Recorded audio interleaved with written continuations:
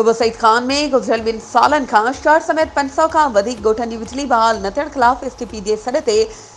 मुख़्तलिफ़ सियासी समाजी तंज़ीमुनि जे कारकुननि जो ग़ुलाम नबी चना जी अॻवानी में शहीद बनज़ीर चौक ते एहतजाजी मुज़ाहिरो।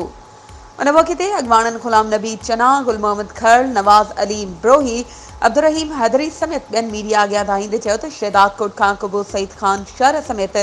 500 खां वधीक ॻोठनि तरफ़ ईंदड़ बिजली जी मेन लाइन जूं तारूं गुज़िरियल 2 सालनि खां नामालूम चोर लाहे वञण खां पोइ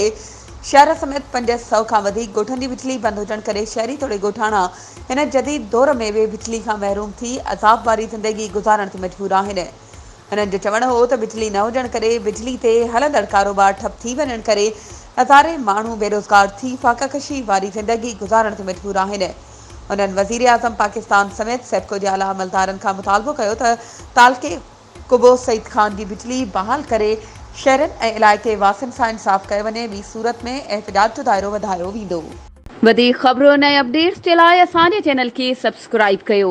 ऐं हा, बेल आइकन खे प्रेस करणु न विसारिजो त जीअं असांजी हर नई अचण वारी वीडियो तव्हां ताईं पहुची